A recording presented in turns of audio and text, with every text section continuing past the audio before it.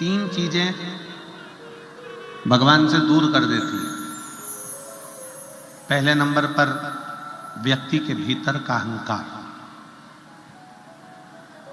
दूसरे नंबर का हमारे भीतर की ज्यादा कामना,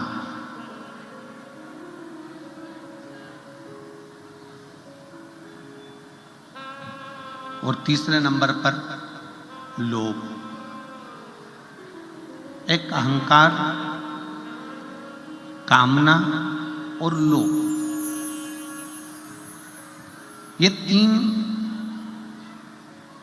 ऐसी है कि जो हमें परमात्मा से दूर कर देती है।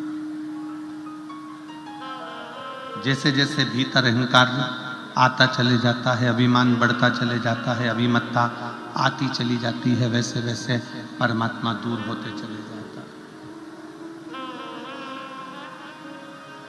भीतर काम जाग जाता है, कामनाएं बढ़ती चली जाती है। भगवान मुझे ये दे देना, भगवान मुझे वो दे देना, भगवान मुझे ये प्रदान कर देना। और मान लो भगवान ने यदि तुमको वो नहीं दिया तो तुम्हारे भीतर निराशा उत्पन्न हो जाती है और तुम भगवान से दूर हो जाते हो।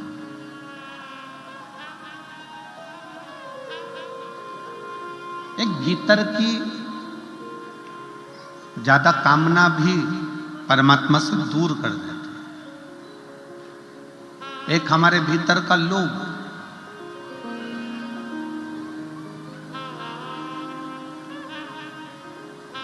ऐसा नहीं है कि भगवान ने किसी को कुछ नहीं दिया। शिव महापुराण की कथा कहती है, भगवान शंकर का चरित्र कथा है, शिव महापुराण की कथा कहती है कि पृथ्वी पर जब मनुष्य जन्म लेता है, पृथ्वी पर जब मानव जन्म ले रहा होता है, तब मेरे विश्वनाथ उसके ललाट पर ये लिखकर भेज देते हैं कि तू जितनी मेहनत करेगा उतना तुझे फल प्राप्त होता चले जाएगा। तू जितनी मेहनत कर,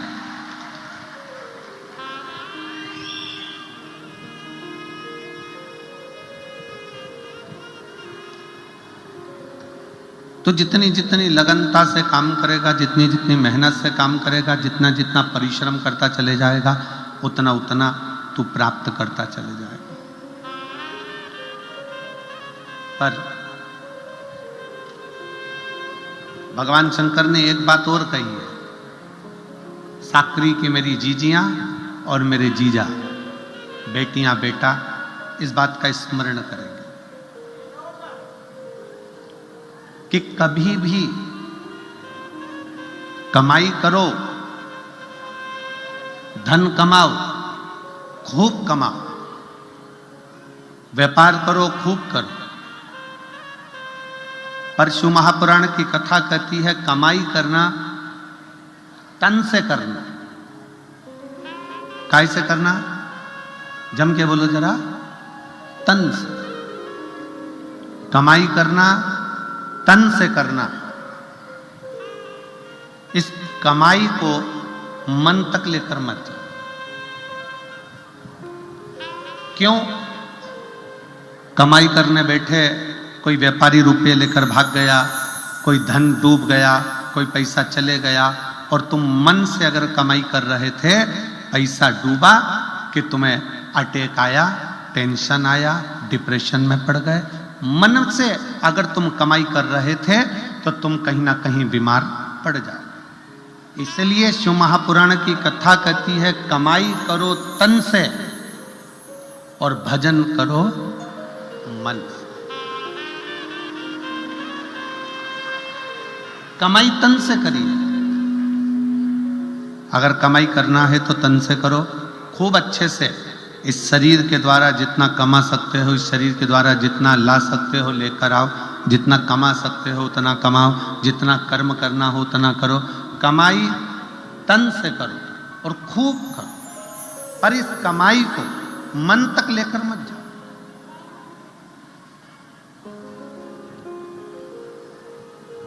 घाटा लग गया, टेंशन बढ़ गया, ज्यादा धन आ गया, टेंशन बढ़ गया।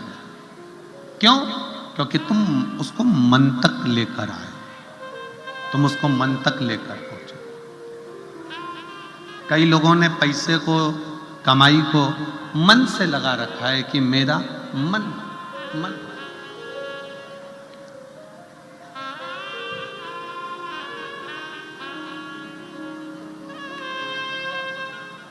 शिव महापुराण की कथा कहती है तुम्हारी कमाई, तुम्हारा धन मन तक नहीं जाना चाहिए। तुम्हारी कमाई, तुम्हारा धन तन तक रहे पर मन तक ना पहुंचे। मन तक पहुंच गया, कोई घाटा लग गया तो तकलीफ, मुनाफा हो गया तो तकलीफ। कहीं ना कहीं व्यक्ति धीरे धीरे धीरे धीरे डिप्रेशन की ओर बढ़ता चले जाता है, टेंशन की ओर बढ़ता चले जाता है। इसलिए शिव महापुराण की कथा कहती है कि तुम्हारी कमाई तन तक रहे, मन तक मत जाने। और भजन, शंकर की भक्ति कर रहे हो, शिव जी के मंदिर में जाकर एक लोटा जल चढ़ा रहे हो, शंकर का गुणगान कर रहे हो, शिव महापुराण की कथा श्रवण कर रहे हो, शिव मंदिर में झाड़ू लगा रहे हो, शंकर के मंदिर में पोछा लगा रहे हो, शंकर के मंदिर में जाकर अर्चना कर रहे हो, बेलपत्र चढ़ा रहे हो, चावल चढ़ा रहे हो, गेहूं चढ़ा रहे हो, कुछ भी तुम शंकर जी की आराधना में लगे हो, तो इतना याद रखना कि भगवान की भक्ति तन से मत करना। भगवान की भक्ति जितना करना मन से करना। अगर भगवान की भक्ति तन से होती तो जो आंखों से अंधे हैं वो कभी ना कर पाते, जो हाथ से टूटे हुए हैं, शरीर का कोई हाथ टूटा है, कहीं पांव टूटा है, वो भगवान की भक्ति नहीं कर पाते। किसी की श्रवण शक्ति बेकार होती, वो भगवान की भक्ति नहीं कर पाते। किसी की जिह्वा नहीं चल पाती, वो भगवान की भक्ति नहीं कर पाते। शिव पुराण कह रही है भगवान की भक्ति करने के लिए तन कैसा है, गोरे हो काले हो, अच्छे हो विकलांग नहीं हो, कोई विकलांग है कोई अच्छा नहीं है, कोई मालूम पड़े रोगीला है, कोई दुखी है, कोई तकलीफ में है, कोई धनपति है, कोई करोड़पति है, कोई रोड़पति है। तो शिव पुराण की कथा कर रही है कि भगवान ने अपनी भक्ति को तन से नहीं जोड़ा।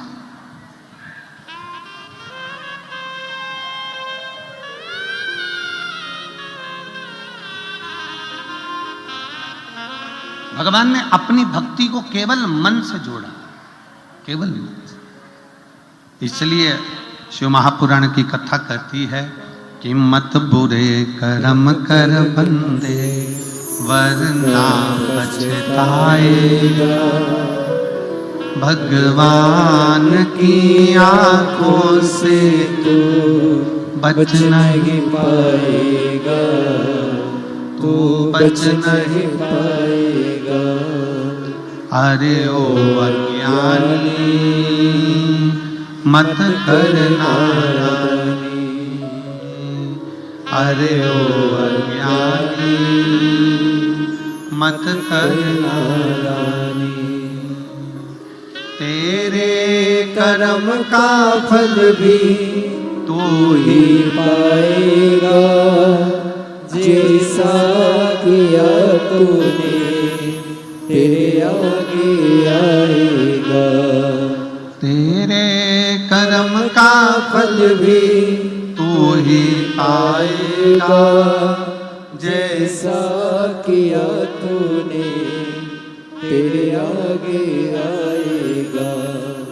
मत बुरे कर्म कर बंदे, मत बुरे कर्म कर बंदे वरना पछताएगा, भगवान की आंखों से तू बच नहीं पाएगा, तू बच नहीं पाएगा।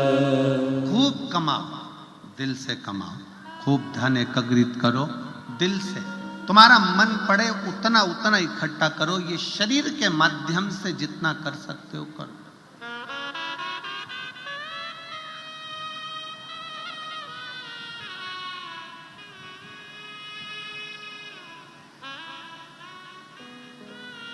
करो इकट्ठा।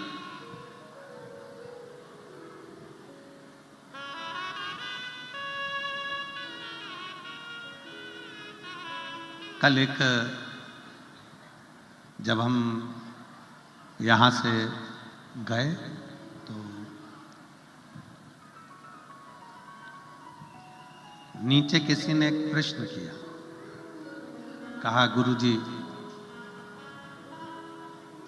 आप कहते हो कि शिव पुराण, शिवालय,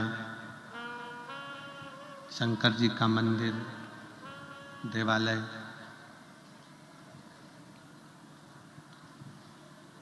ये अपने बाप का घर है,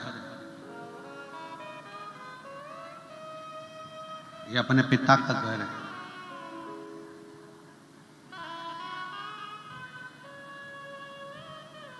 क्या ये सत्य है?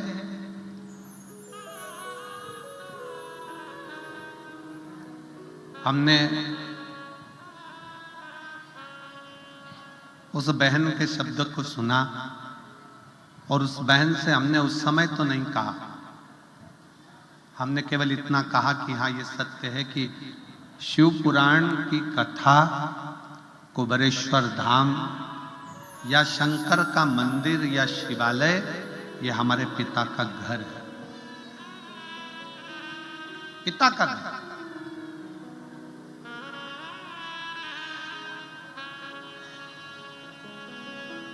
किसी दूसरे मंदिर में जाओगे तो स्वतंत्रता नहीं है।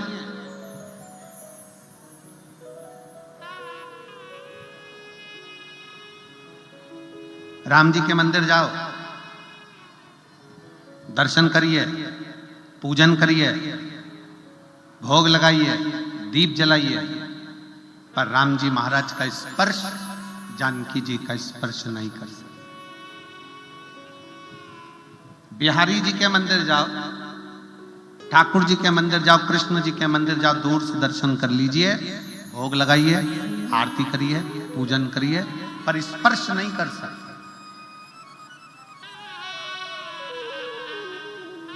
देवी जी के मंदिर जाओ, दर्शन करो, पूजन करो, पर स्पर्श नहीं कर सकते। पर मेरे शंकर भगवान के मंदिर में तो एक लोटा जल लेकर जाओ, चढ़ाओ, स्पर्श करो और बड़े अलमस्त से, जैसे एक बेटी अपने बाप के घर आकर आराम से रहती है, वैसी अलमस्तता, पूर्ण स्वतंत्रता के साथ।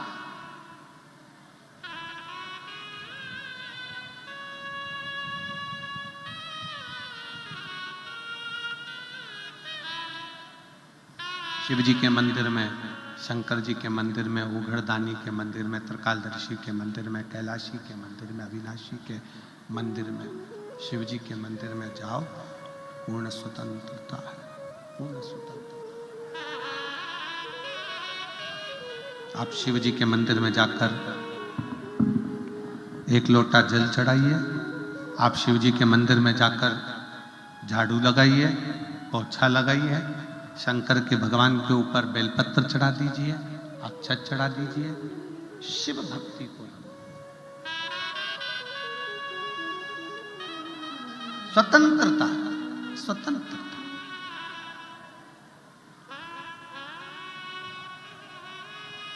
क्योंकि शंकर जी के पवित्र कथा कर रही है, शिव महापुराण की कथा कर रही है कि शंकर पिता है और पिता के घर में बेटी बेटा कैसा भी रह सकता है। और कितनी स्वतंत्रता देखिए जरा, कितनी स्वतंत्रता।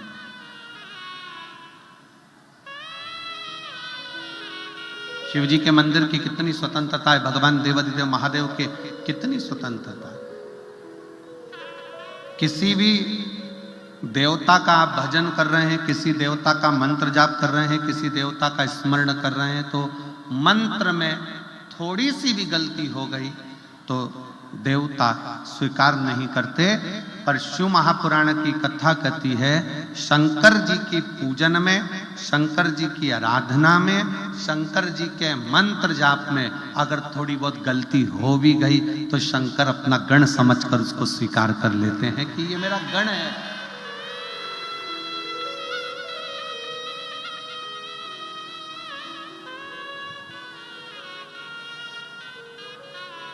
ये मेरा अपना है।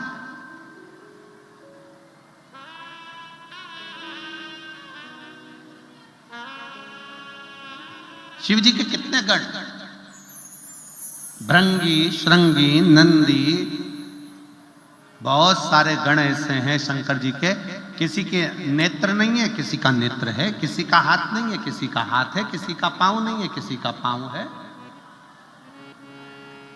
किसी की वाणी नहीं है, किसी की वाणी है, किसी की श्रवण शक्ति नहीं है, किसी की श्रवण शक्ति है।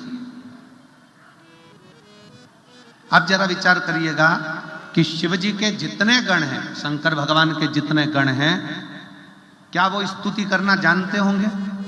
जम के बोलो जरा, जानते होंगे? शंकर जी के जितने गण हैं, क्या शंकर जी की पूरी पूजन विधान जानते होंगे? जम के बोलो। नहीं, शंकर जी के गण ना तो विधान जान रहे हैं, ना पूजन जान रहे हैं, तो भी शिव के गण अपने पास में शंकर भगवान अपने नजदीक में रखे हैं। क्यों? क्योंकि वो मेरा भजन, मेरा पूजन अपने तन से नहीं कर रहे हैं। शिव जी इसलिए पास में रखे हैं कि ये सारे गण मेरा भजन पूजन अपने दिल से, अपने मन से कर रहे हैं, और शिव जी को मन का करा हुआ भजन प्रिय लगता।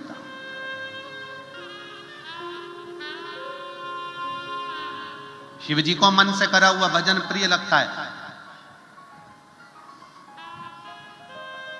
आजकल बहुत सारी बाजार में लंबी लंबी जटाएं मिलती हैं। अरे बोलो तो, तुमने देखा कि नहीं देखा? मिलती कि नहीं मिलती? बाजार में जाओ, नवयुवक लड़का लड़कियां जाएं, बड़ी बड़ी जटाएं बनवा ले, बांध ले, खूब अच्छे कपड़े भी पहन ले, मस्तक पर त्रिपुंड भी लगा ले, गले में रुद्राक्ष की माला भी पहन ले, खूब अच्छा अच्छा स्वांग भी रच ले, शरीर को बड़ा सुंदर संत साधु जैसा बना भी ले। पर ईमानदारी से बोलो, बाहर से चेंज कर लिया पर भीतर का चेंज नहीं कर पाए, अपने दिल को बदल नहीं पाए, तो क्या मतलब का आनंद? क्या मतलब?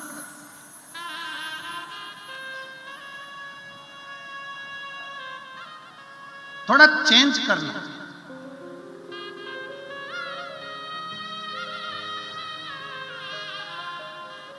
आप में से कितने लोग हैं जो विदेश की यात्रा करें? हाथ उठाओ जरा। कभी भी गए हो, परिवार का कोई व्यक्ति गया हो, रिश्तेदार, नातेदार, कुटुंब, कबीला, कोई गया हो, जरा हाथ उठाओ तो। तुम में से कितने लोग हैं जिनके परिवार वाले विदेश की यात्रा करके आए? चलो रख लो, धन्यवाद। और हम तो बाबा भोलेनाथ जी से प्रार्थना करेंगे तुम सबको भी विदेश की यात्रा करा दे हो। जाओ एक बार जरा करिए। अब विदेश की यात्रा करने वालों से निवेदन है, जरा विचार करिएगा। भारत का नोट, भारत का पैसा नेपाल में चलता है क्या? जम के बोलो जरा। नहीं। भारत का पैसा दुबई में चलता है क्या? नहीं। भारत का पैसा या मान लो पाकिस्तान का पैसा भारत में चलता है क्या? नेपाल का पैसा भारत में चलता है क्या? नहीं। भारत का पैसा अमेरिका में चलता है क्या? नहीं। क्या करना पड़ेगा? पैसा अपना है, पर जाने पर अपने पैसे की करेंसी को चेंज करना, अपने पैसे को वहां के पैसे से चेंज करना। अपना चलेगा क्या? जम के तो बोलो, नहीं चलेगा। क्या करना पड़ेगा? अपने पैसे को वहां का पैसा बनाना पड़ेगा, चेंज करना पड़ेगा, करेंसी चेंज करना पड़ेगी, तो अमेरिका में चलेगी। अपना पैसा नेपाली करेंसी में चेंज करो, नेपाल में चलेगा। अपना पैसा पाकिस्तान की करेंसी में चेंज करो, वहां चलेगा। अपना पैसा यूके ले जाओ, वहां चलेगा। पर अपने पैसे की करेंसी चेंज करना पड़ेगा, अपना पैसा थोड़ा उनके पैसे में बदलना पड़ेगा।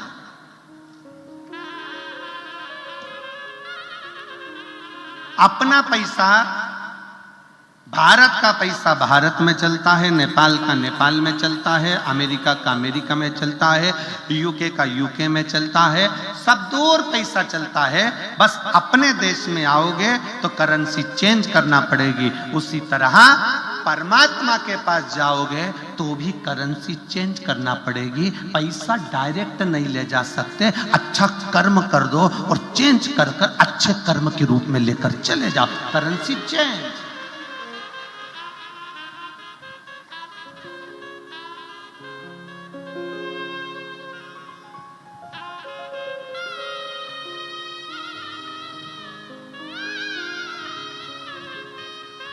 भारत का पैसा भारत में चलेगा, नेपाल का पैसा नेपाल में चलेगा, अमेरिका का पैसा अमेरिका में चलेगा।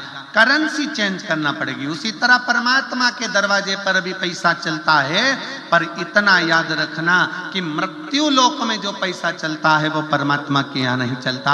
परमात्मा का कहना है अपनी करेंसी को चेंज करो। भगवान कहते हैं तुम्हारे रुपए को चेंज करो। जो मैंने रुपया दिया है, किसी भूखे को भोजन कराओ, किसी प्यासे को पानी पिलाओ, किसी को शिक्षा की जरूरत है, कोई बेटा बेटी पढ़ना चाहते हैं, उच्च शिक्षा की जरूरत है, उनको शिक्षा कराओ, किसी को चिकित्सा की जरूरत है, उसको चिकित्सा कराओ। करेंसी चेंज करो। जब अपने कमाए धन को पुण्य में बदलोगे, पुण्य में चेंज कर लोगे, तो वो पुण्य तुम्हारा ऊपर चल जाएगा, करेंसी चेंज हो जाएगी, वो वहां चला जाएगा।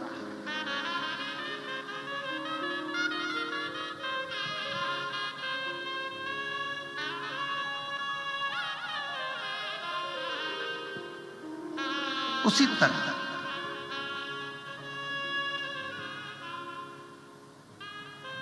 शिव महापुराण की कथा कह रही है, तन नहीं बदलना, करेंसी चेंज करना है। करेंसी क्या? अपने भीतर का मन।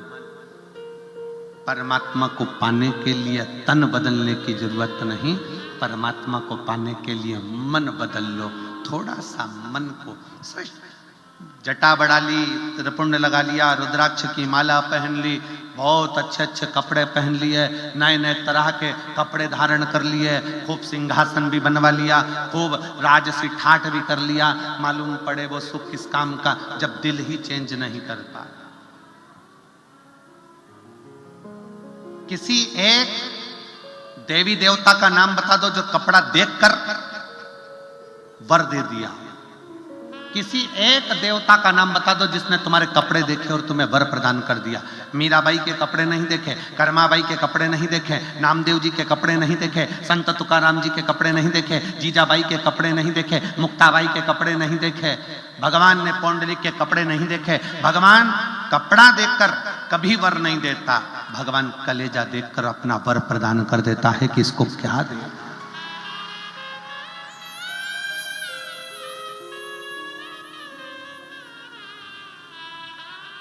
आप शिव जी को क्या मान रहे हो?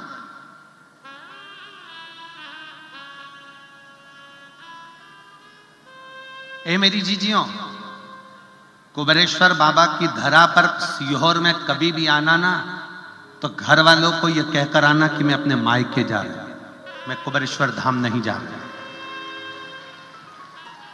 उसको बाप मानकर आओगे तो खाली झोली लेकर नहीं आओगे, क्योंकि बाप के घर से कभी बेटी खाली हाथ नहीं जाते, कुछ ना कुछ।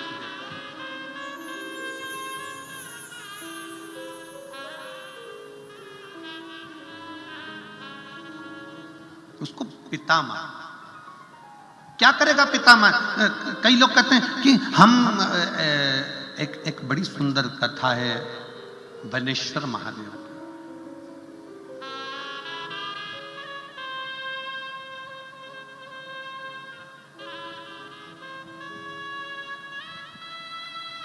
भारत की भूमि पर शंकर जी का एक शिवलिंग ऐसा भी है जो एक लड़की के नाम से पूजाता है।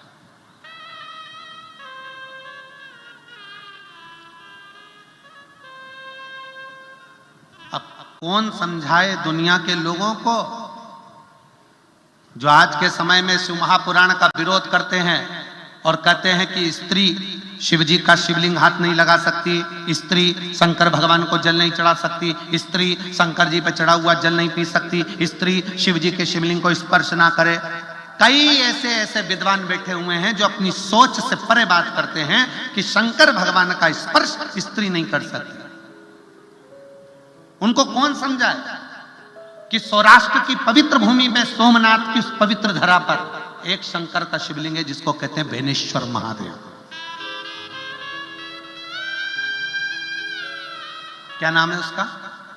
बेनेश्वर महादेव। वी से बेनेश्वर महादेव।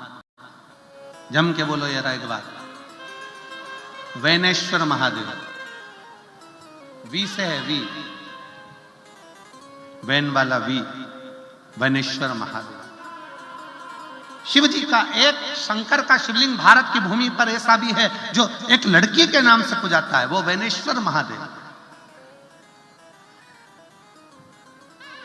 अब कौन समझाए दुनिया के लोगों को? कोई कहता है कि जल मत चढ़ाओ, कोई कहता है बेलपत्र मत चढ़ाओ, कोई कहता है जल चढ़ा हुआ मत पियो, कोई कहेगा श्री शिवाय नमस्तुभ्य मत बोलो, कोई कहेगा ये मत करो, कोई कहेगा वो मत करो। आने वाले समय में लोग कह देंगे तुम तो रोटी मत खाओ, तो क्या छोड़ दोगे? कई लोग कहते हैं गुरुजी हमारे यहाँ कोई आया था, उसने कह दिया शंकर जी पे चढ़ा हुआ जल मत पियो, तो हमने छोड़ दिया। तो वो कह देगा कि तुम खाना मत खाओ, तो खाना छोड़ दोगे? अरे कभी शास्त्रों को उठाइए, पुराणों को उठाइए। आज के जमाने में तो लोगों को केवल विरोध करना है, पर जो पढ़ने वाले हैं, जो अध्ययन करने वाले हैं, जो रखते हैं थोड़ा ना थोड़ा ज्ञान, उनको स्मरण में रहना चाहिए कि शंकर का एक शिवलिंग भारत की भूमि पर एक लड़की के नाम से पूजाता है, वो वैनेश्वर महादेव, और वो भी उस जगह पर जहां पर 12 ज्योतिर्लिंग में से एक ज्योतिर्लिंग सोमनाथ जी विराज रहे हैं, जो भारत के प्रथम ज्योतिर्लिंग की गिनती में आते हैं।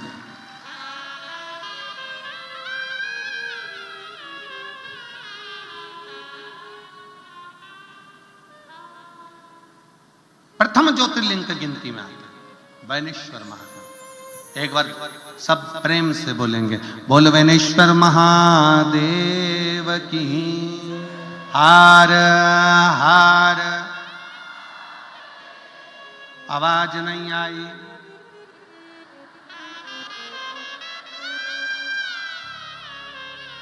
दीन बंधु दयालु दया कीजिए, जो दोनों हाथ उठाकर हर हर महादेव नहीं बोले उसको उठा लीजिए।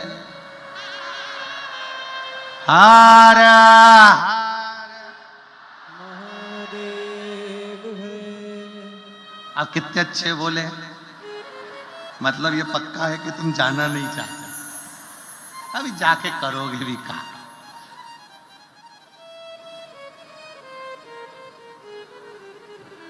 यमराज आ भी जाए ना तो कह देना अभी मैं कथा सुन रही हूं, पड़ोसन को ले जाए। अभी मैं कथा में लगा, मेरे को नहीं जाना।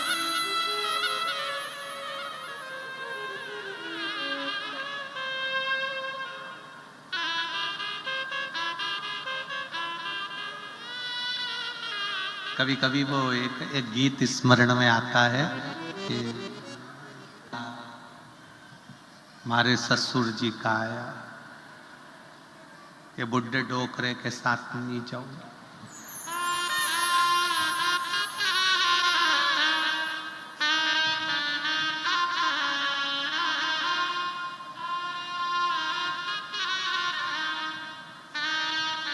दूसरा संदेशा हमारे जेठ जी का आया, ये मुछंदर के साथ नहीं जाऊंगी।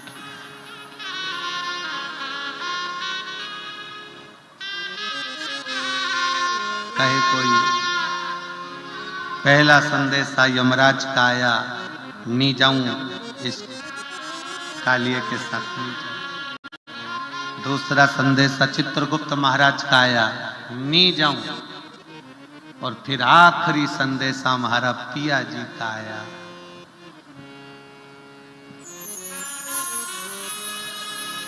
आखिरी संदेशा मेरे विश्वनाथ का आया, नंदी पर बैठ चली जाओ।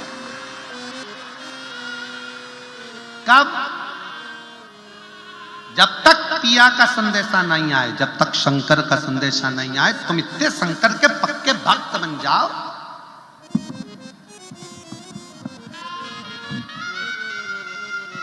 शिव जी के इतने पक्के भक्त बन जाओ, शंकर के इतने पक्के भक्त बन जाओ कि अगर तुम्हारे शरीर में रोग भी हो तो डॉक्टर भी शंकर बनकर आए और तुम्हारा रोग ठीक कर।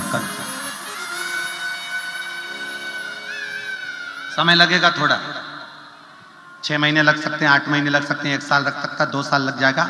शंकर की भक्ति करे जाओ। वो फिर इसी गीत में एक लाइन और है, साल 2 साल नहीं डोली रख दो। तुम भी कह देना, अभी जल चढ़ाते चढ़ाते 3 महीना हुआ, 4 महीना हुआ, 6 महीना हुआ, 8 महीना हुआ, मेरी पक्की भक्ति नहीं हुई है, अभी मैं पक्की नहीं हूं शंकर की भक्ति में। कथा सुनते सुनते अभी मेरा 4 पंडाल 5 पंडाल हुआ है। जब तक 100-150 पंडाल कथा नहीं सुन, साल 2 साल नहीं दो कवारे। मैं ना जाऊं, ये शिव भक्ति है। अपनी भक्ति को दृढ़ बनाओ, अपनी भक्ति को मजबूत बनाओ।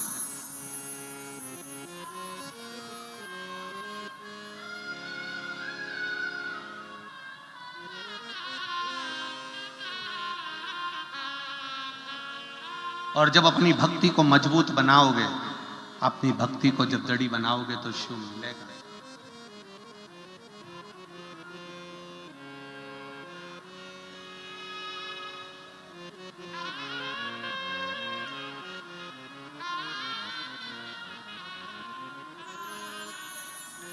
अभी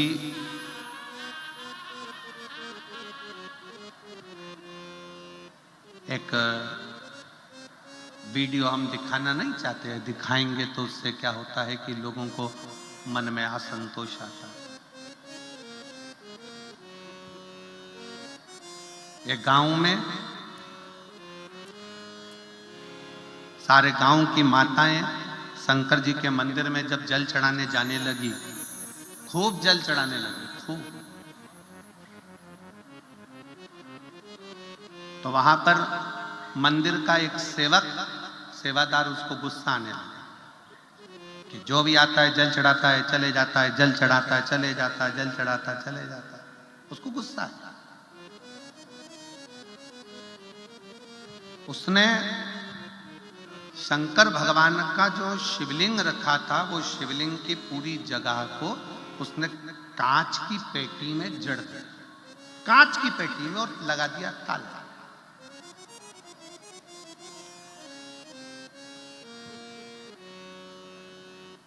कांच की पेटी में जड़ा, ताला लगा दिया। अब जितनी भी महिलाएं, कुछ महिलाओं के पशुपति व्रत चल रहे थे उसी मंदिर में, क्योंकि 5 व्रत एक ही मंदिर में करना थे। आपने करे होंगे ना, करें आप लोगों ने, तो 5 व्रत एक ही मंदिर में होते हैं। तो उस महिला के, कई महिला थी गांव की जिनके पशुपति व्रत चल रहे थे। अब वो पूजन के लिए गई तो देखा कि शंकर का शिवलिंग तो पूरा कांच की पेटी में बंद कर दिया, कांच की पेटी में, और ताला लगा दिया। बड़ी परेशान। स्टील की उसकी फ्रेम बना दी, उसमें कांच लगा दिया और पेटी में बंद कर दिया। अब महिला का, उसने सोचा हो सकता है कि बंद कर दिया है तो एक व्रत छोड़ो, अगला व्रत कर लेंगे। महिला ने एक व्रत छोड़ा, 2 व्रत छोड़ा, गांव की कई महिलाओं के पत्र सीहोर पहुंच गए। किसी ने व्हाट्सएप पर डाला सीहोर के, किसी ने पर्सनल फोन कर कर बोला कि हमारे गांव में शंकर जी का मंदिर है और मंदिर के जो महाराज जो भी हों, उन्होंने, सेवादार ने उसको पेटी में बंद कर दिया जिससे कोई जल ना चढ़ा। अब हम क्या करें? हमारा पशुपति व्रत है और व्रत एक ही मंदिर में होता है, करा क्या जाए, क्या करें?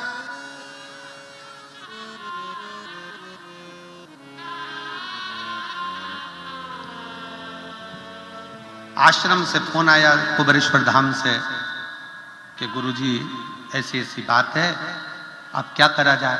तो हमने कहा महिलाओं को कहो तुम तुम्हारा पशुपति व्रत चालू रखो, जल सामने एक कटोरा रखो, उस कटोरे में महादेव को देखते देखते चढ़ाओ, बाकी का सब महादेव संभाल लेगा, सब संभाल। महिलाओं ने, गांव की 25-30 महिला व्रत कर रही थी, उन्होंने अपना पशुपति व्रत प्रारंभ करा। जैसे जैसे व्रत पहला हुआ,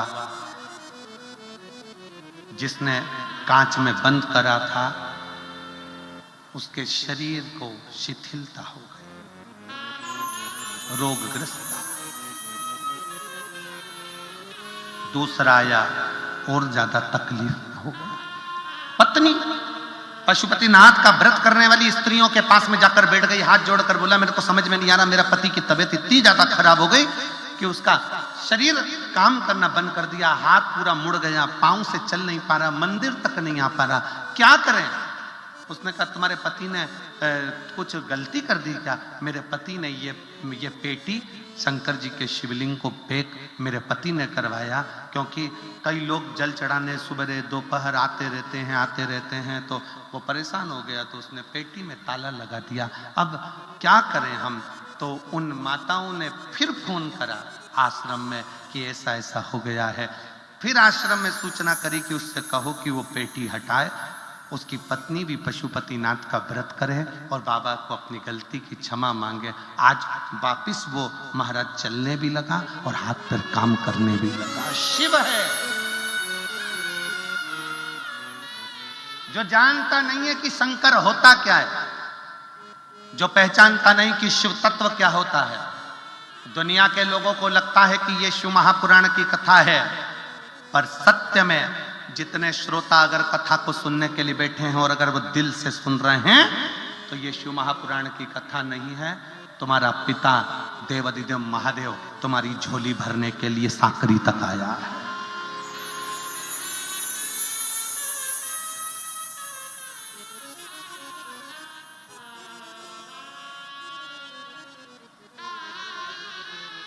साकरी तक आया। जो नहीं समझते, क्या स्त्री शंकर के शिवलिंग का स्पर्श कर सकती है? क्यों नहीं कर सकती? अगर स्त्री शंकर जी के शिवलिंग का स्पर्श नहीं कर पाती तो पार्वती जी ने शंकर के शिवलिंग की पूजन क्यों करी? माता जानकी जी ने शिवलिंग का निर्माण क्यों करा? माता कौशल्या ने शंकर के शिवलिंग का निर्माण क्यों करा? द्रौपदी ने शंकर के शिवलिंग का निर्माण क्यों करा? सतभामा, जामवंती, कालिंदी, मित्रविंदा, रुक्मणी, इन्होंने शंकर के शिवलिंग का निर्माण क्यों करा?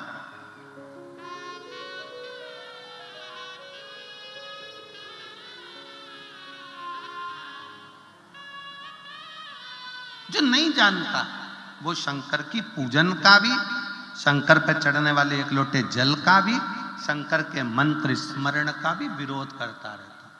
पर मेरा निवेदन है जीजियों, मेरा निवेदन है मेरे जीजाओं, मेरी बेटियों बेटाओं, कभी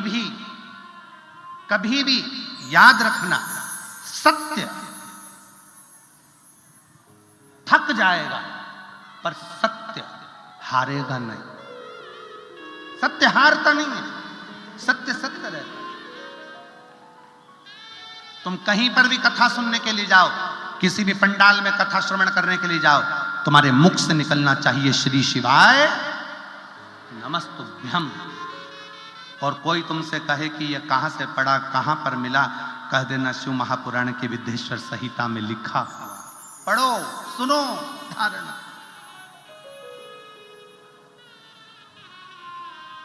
क्या दे सकता है श्री शिवाय नमस्तुभ्यम?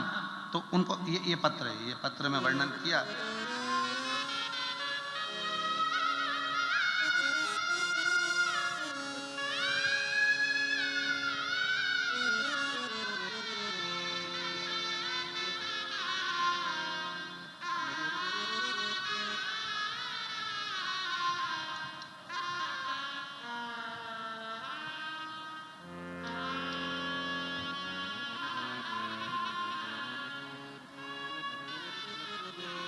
सो मंजुला ताई, तुलसीराम गावित, आमदार साकरी, विधानसभा जिला धूलिया। मैं मंजुला तुलसीराम गावित साकरी विधानसभा की विधायक हूँ। धन्यवाद, आपको बहुत बहुत बधाई। कहीं बैठी हो तो हाथ हिलाइएगा। बहुत बहुत बधाई आपको। साधु। मैं बाबा का बहुत बहुत धन्यवाद करना चाहती हूँ। मैं साकरी की विधानसभा में हूँ। शिव महापुराण कथा का आयोजन बाबा की कृपा से, बाबा की ही इस पवित्र भूमि पर हो रहा है। मेरे पति को सितंबर 2022 में ब्लड कैंसर डिटेक्ट हुआ। मेरे पति को नासिक के अशोक हॉस्पिटल में इलाज शुरू किया गया। कहीं बैठे हो तो आप लोग आ जाइए, एक बेलपत्र ले जाइए। आ जाओ। किया अशोका हॉस्पिटल में इलाज कराया। मेरे पति की हालत बहुत गंभीर हो गई। 6 महीने हॉस्पिटल में एडमिट थे। इलाज पूरा होने के बाद मेरे पति को घर लेकर आए। उनके खाने पीने की समस्या ज़्यादा गंभीर हो गई, चलने फिरने की समस्या ज़्यादा गंभीर हो गई, साथ शरीर छोड़ने लगा। ऐसा लगा। अब क्या करें? तब किसी एक पुलिस अधिकारी ने बताया कि दीदी आप एक काम करो कि एक बार इनको लेकर सीहोर चले जाओ। एक पुलिस अधिकारी ने मुझे ये सुझाव दिया। तब डॉक्टर साहब को सीहोर जिले में भगवान शंकर के पास में कुबेरेश्वर धाम पर ले गई। कुबेरेश्वर धाम कंकर शंकर की पूजन करी। पूजन कर कर वहां का रुद्राक्ष लिया, लेकर आई, पानी में गलाना, शिव जी को चढ़ाना और रोज शंकर के मंदिर में जाकर अर्चना करना। आज मेरे बाबा की कृपा से मेरे पति स्वस्थ होकर इस कार्यक्रम के सेवादारों के साथ में, यहाँ के सबके साथ मिलकर कार्य को संभाल रहे हैं। साधु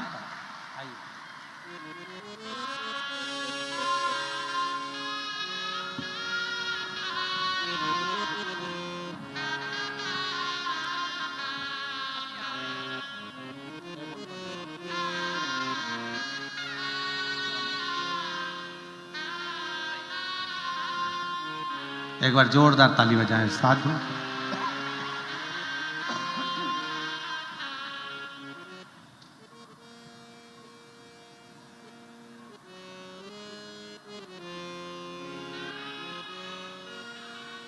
एक लाइन विधायक महोदय ने बहुत अच्छी लिखी है।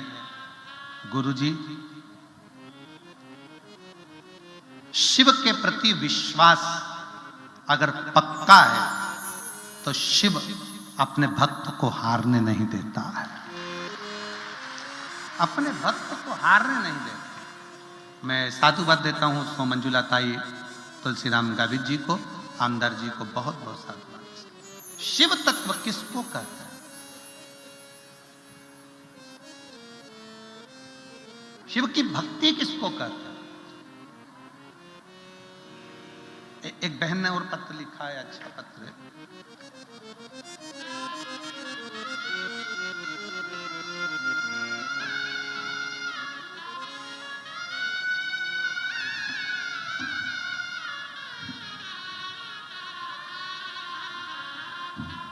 मैं सो अनीता संतोष जाधव, रह निवासी मुकाम, चल पढ़ के बताओ जल्दी से, कोपरली, मुकाम कोपरली, तहसील जिला नंदुरबार। मेरा मोबाइल नंबर ये है। कहीं बैठी हो तो हाथ हिलाइएगा।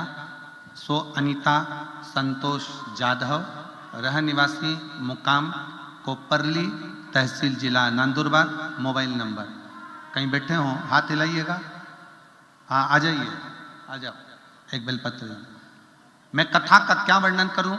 4 साल से मुझे चर्म रोग था। 4 साल से मुझे फंगस इन्फेक्शन था, चर्म रोग की बीमारी पड़ गई थी। बहुत से डॉक्टरों का इलाज करवाया लेकिन कोई फर्क नहीं मिला। गुरुजी, मेरा पूरा परिवार 2022 से भोलेनाथ बाबा की सेवा में जुटा हुआ है। गुरुजी, डॉक्टरों का पीछा पढ़ते पढ़ते मेरा शरीर भी बेकार हो गया, परंतु फंगस का रोग, चर्म रोग ठीक नहीं हुआ।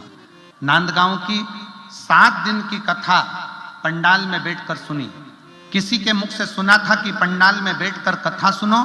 पंडाल में जब आरती होती है, आरती के बाद मिट्टी को अपने हृदय से मस्तक पर लगाओ, बाबा उसका फल देता है। मैंने वही किया। आज मैं बाबा को धन्यवाद देने के लिए आई हूं कि नांदगांव की कथा सुनने के बाद मेरे बाबा ने मेरा चर्म रोग 4 साल का पूरा की पूरा समाप्त कर दिया। मैं ठीक हो गई। गुरुदेव, मैं बाबा को एक बात और कहना चाहती हूं कि भगवान भोलेनाथ जब भी देता है तो छप्पर फाड़ कर देता है। मैंने तो केवल कथा में अपने चर्म रोग को ठीक करने के लिए सुनी थी, पर एक दिन की कथा में मेरे मन में आया कि मेरे बेटे की सरकारी नौकरी लगना चाहिए।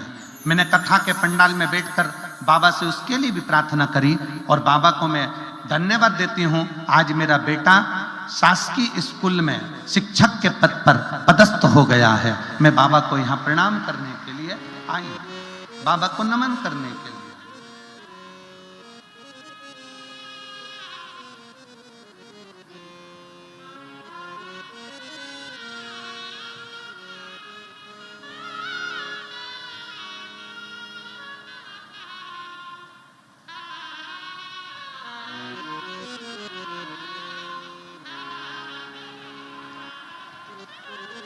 शिव तत्व।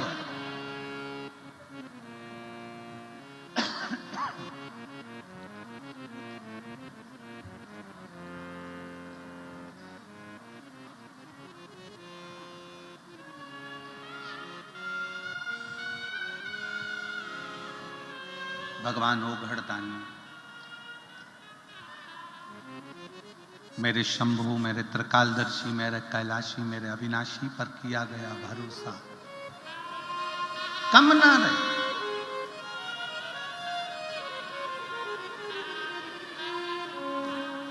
विश्वास करो शंकर पर,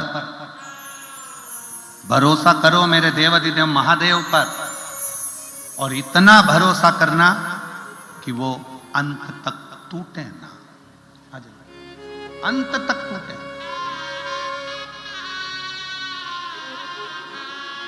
जाते रहो उसके दरवाजे पर, उसकी चौखट पर, उसका भजन करते रहो, उसका स्मरण करते रहो।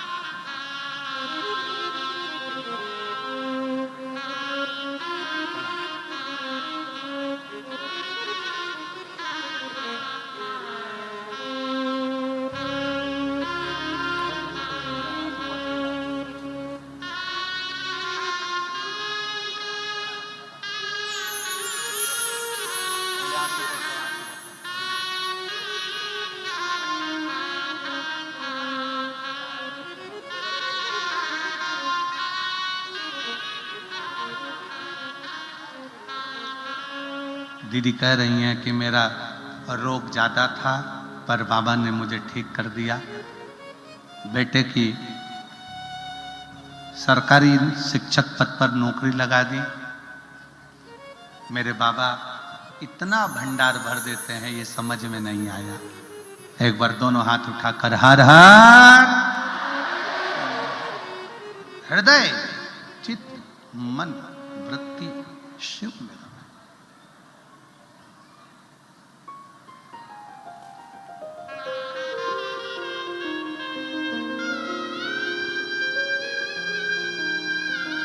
इसीलिए आप लोगों को बारंबार कहते हैं, बारंबार कि शिव के सिवा कहीं दिल ना लगाना, शिव के सिवा कहीं दिल ना लगाना, वरना पड़ेगा तुझे आंसू बहाना, वरना पड़ेगा। की सेना ने, मोहम्मद गजनबी ने सोमनाथ में इतना खजाना देखा तो उसने उस खजाने को लूटने का विचार किया।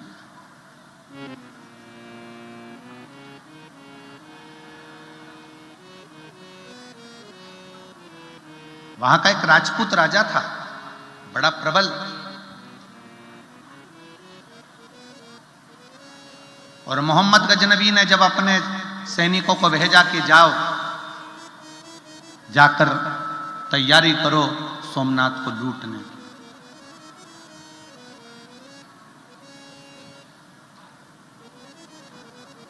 पर एक बात अपने भीतर उतार के रखिएगा,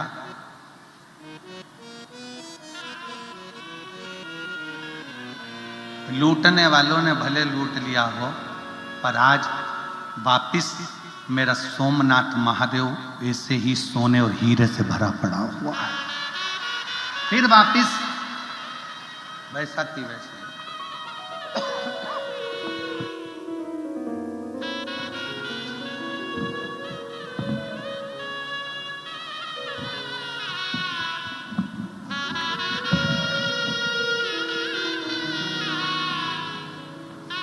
फिर वापिस वैसा की वैसा ही भरा पड़ा हुआ।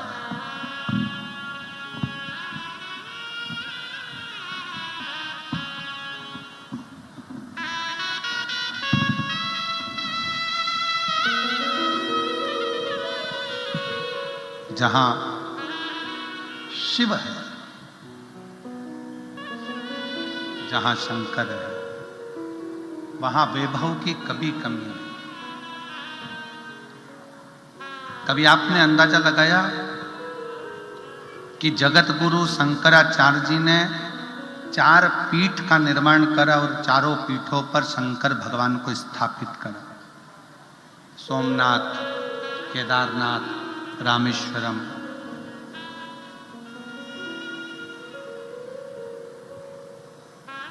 कोणार्क। 4 पीठ पर जगत गुरु शंकराचार्य जी ने 4 स्थान पर भारत के 4 कोने पर 4 शंकर भगवान के शिवलिंगों की स्थापना क्यों करी? क्योंकि शिव महापुराण की कथा कहती है, जब मृत्यु लोक का देवादिदेव महादेव भारत के 4 कोनों पर अगर विराजमान होगा तो मेरा भारत धनपति, करोड़पति, वैभवपति, सत्तापति बनता चले जाएगा। भारत कभी डाउन नहीं।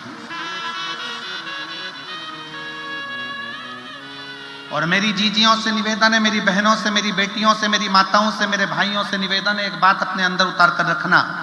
जिसके घर में छोटे से छोटा भी अगर शिवलिंग होता है, जिसके घर में छोटे से छोटा शिवलिंग अगर विराजमान है, तो ये जान लेना कि तुम्हारा घर कभी कंगाल नहीं होगा, धन की ओर बढ़ता चलेगा, वृद्धि की ओर बढ़ेगा।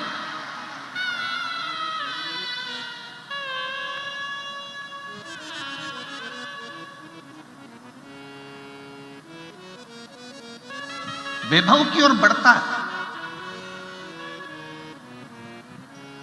मोहम्मद गजनबी ने अपने सैनिकों को भेजा, जाओ तैयारी करो सोमनाथ की। एक राजपूत राजा, उसको मालूम पड़ गया जितनी सेना आई सारी सेना को खदेड़ भगाया।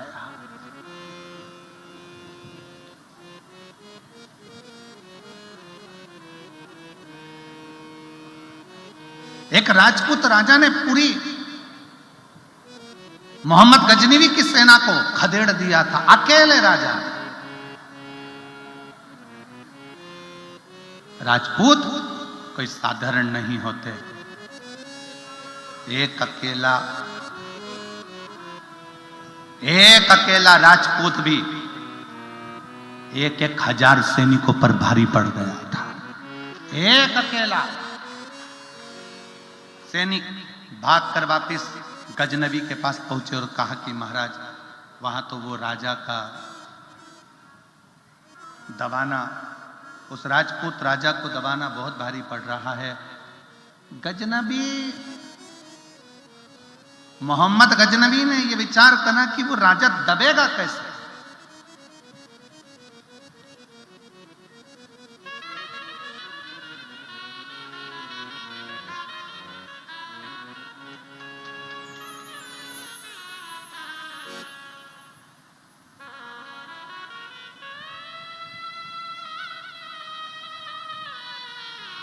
भारत की 3 चीजें बड़ी प्रबल है। भारत की 3 चीजें बड़ी प्रबल है, यह गजनबी भी जानता था। पहले नंबर पर चोटी। भारत में जन्म लेने वाला सनातनी, चाहे वो ब्राह्मण हो, चाहे वो क्षत्रिय हो, चाहे वो वैश्य हो, चाहे वो शूद्र हो, सब चोटी रखते थे, मतलब हम एकजुट रहते थे। गजनबी को समझ में आ गया कि भारत में 3 चीजें भारी है। पहले नंबर पर चोटी, दूसरे नंबर पर रोटी। भारत की भोजन की व्यवस्था बड़ी प्रबल चलती है, भारत की रोटी बड़ी प्रबल होती है। पहले नंबर पर चोटी, दूसरे नंबर पर रोटी और तीसरे नंबर पर भारत की बेटी बड़ी प्रबल होती है, वो युद्ध में अग्रण्य रहे।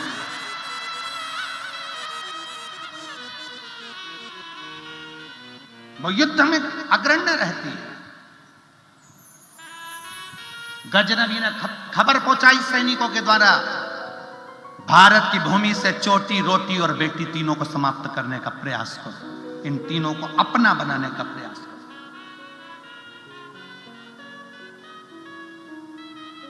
ये जो जाति में आज बांटा जा रहा है, तुम ब्राह्मण हो, तुम क्षत्रिय हो, तुम वैश्य हो, तुम शूद्र हो, बांटा।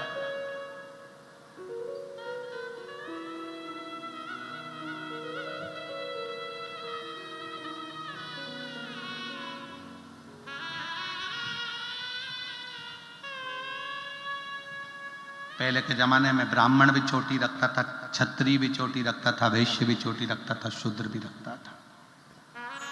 चोटी का मतलब है कि सनातनी है, भारतीय परिधान, भारतीय परंपरा से जुड़ा हुआ।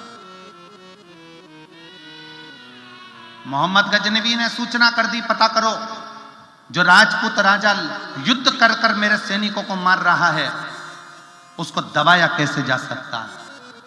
और कोई दूसरा बताने वाला नहीं था, कोई दूसरा नहीं। कल आपको कथा में कहा था, स्टंप के पास में खड़ा हुआ व्यक्ति ही बल्ले कुदाने वाले व्यक्ति की गिल्ली उखाड़ देता है। कोई अपना ही अपने को मारने का प्लान बना लेता है, किसी दूसरे को। ये कहते हैं ना, बहुत सारे जयचंद इकट्ठे हो गए, उसको कहने का सार तत्व क्या है?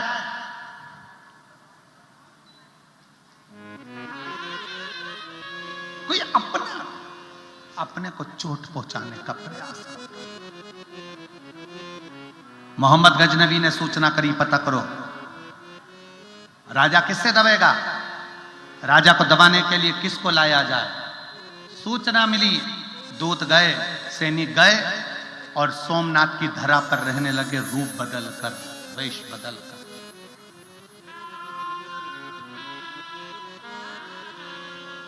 वेश बदल कर रहने लगे। क्या देखा? राजपूत राजा की एक लड़की है जिसका नाम है बेनी।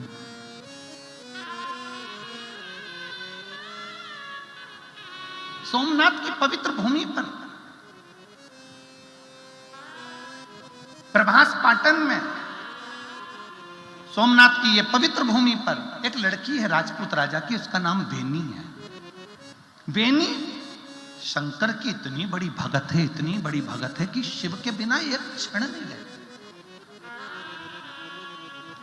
वो शंकर को पिता भी मानती है, वो शंकर को पुत्र भी मानती है, वो शंकर को पति भी मानती है, वो शंकर को दोस्त भी मानती है और वो शंकर को गुरु भी मानती है। सारे रिश्ते बेनी अगर किसी से रखती है तो शिव से रखती है, शंकर से।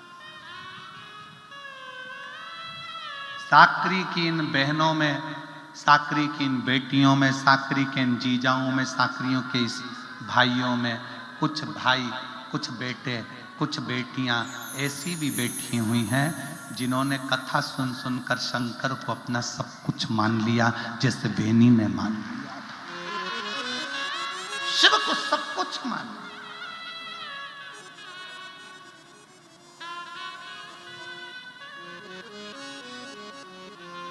बेनी, राजपूत राजा की लड़की बेनी शंकर को पुत्र मान लेती थी, कभी कभी डांट देती थी शिव जी को।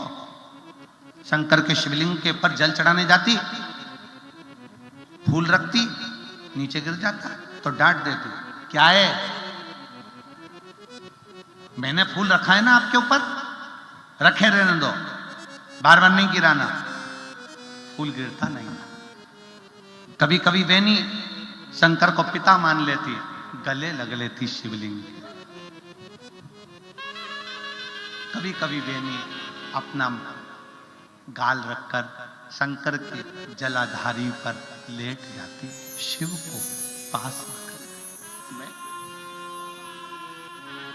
कभी पति के रूप में शिव को रिझाती तो बहुत घंटों तक बात कर लेती, कैसे हो, याद वाद नहीं आती आपको हमारी, राजघराने में आना चाहिए हमसे मिलने के लिए आपको। कभी कभी शिव से बात कर।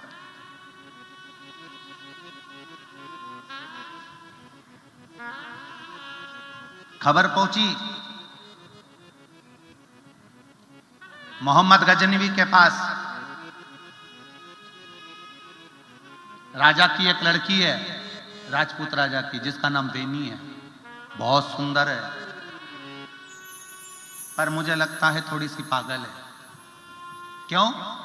एक शंकर के शिवालय में शंकर से झगड़ा भी करती है, प्रेम भी करती है, लड़ती भी है और उसके साथ रहती भी है, पत्थर के शिवलिंग के साथ। हाँ, तो फिर तो पागल। ए मेरी जीजियों, आप शंकर जी के मंदिर जाओगे, लोग आपको पागल समझेंगे। आप शंकर को एक लोटा जल चढ़ाओगे, लोग आपको पागल समझेंगे।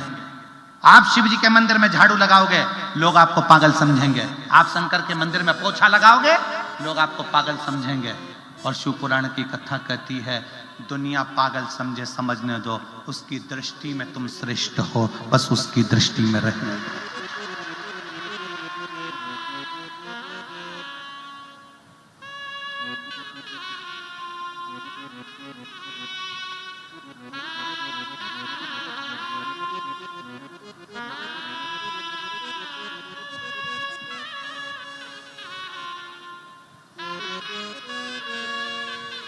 उनको समझने दो। मुगलों ने एक नियम बनाकर रखा था कि अगर किसी राजा को दबाना है तो उसके घर की लड़की को अपना बनाने का प्रयास किया है। और आज भी जो पुराना मुगल करता आया है, आज भी सनातन धर्म को नीचा दिखाने के लिए उन मुगलों की औलाद आज भी हमारी सनातनियों की बेटियों को फंसा रहे हैं। आज भी ये मत सोचना बेटियों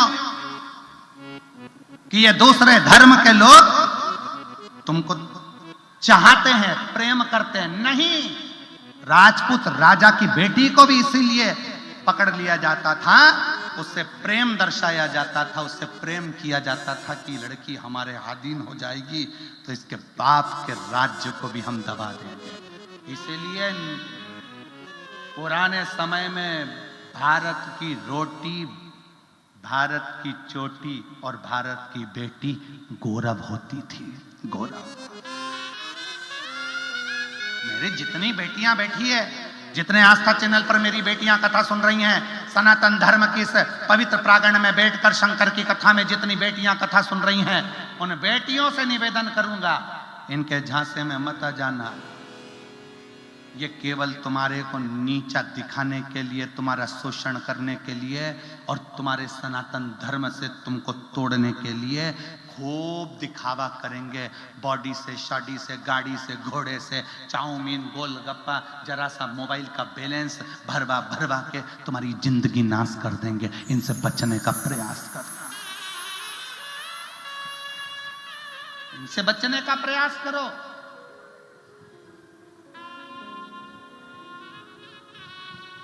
मोहम्मद गजनवी को भी यह मालूम था कि भारत की बेटी कोई साधारण नहीं है। अंग्रेजों को भी मालूम था कि भारत की बेटी साधारण नहीं है। वो अहिल्याबाई बनकर टूट पड़ती है तो वो झांसी की रानी बनकर टूट पड़ती है। और आज भी इन मुगलों की औलादों को यह मालूम है कि भारत की बेटी साधारण नहीं है और एक एक बेटी को अपना वो बल दिखाना चाहिए। कोई तुम्हारे ऊपर आंख उठाकर देख नहीं सकता, यह किसी की सामर्थ्यता नहीं है, क्योंकि तुमने भी अपनी माता का दूध पिया है, दोनों आंख निकालने की सामर्थ्यता रखती हो।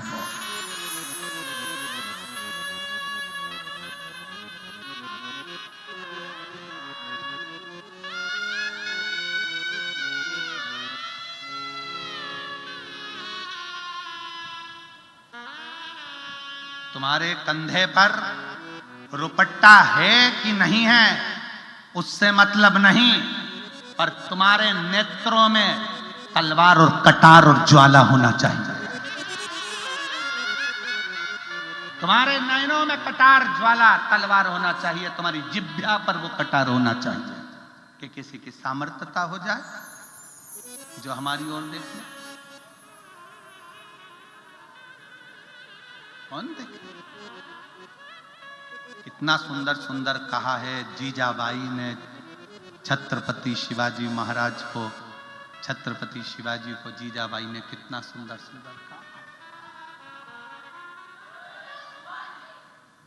कितना सुंदर सुंदर कहा। एक दिन वीर शिवाजी अपनी मां जीजाबाई से कहते हैं, मां मैं पुरुष हूं, एक बार मैं भय खा जाता हूं, पर मां तू भय नहीं खाती है, तू भय नहीं खाती है मां? जीजाबाई कहती है एक माँ में वो बल होता है जो राम, कृष्ण और शिवाजी जैसे को भी जन्म दे देती है। एक माँ में वो बल होता है जो राम, कृष्ण, वीर शिवाजी जैसे को जन्म दे देती है। एक माँ में वो बल होता है जो राम, कृष्ण, परमहंस तुकाराम, नामदेव जी को जन्म दे देती है। एक माँ में वो बल होता है जो सुभाष चंद्र बोस को जन्म दे देती है। एक माँ में वो बल होता है जो स्वामी विवेकानंद जैसे को जन्म दे देती है। वो माँ साधारण नहीं है। बेनी मोहम्मद गजनवी को मालूम पड़ा कि राजा की लड़की और पागल नहीं हो सकती। राजा की लड़की पत्थर से प्रेम करती है, पत्थर से। उसको प्रेम के जाल में फंसाया जाए, उसको प्रेम के जाल में लिया जाए। गजनवी ने अपनी सेना में से सबसे सुंदर युवान को उस बेनी के मार्ग पर भेजा गया।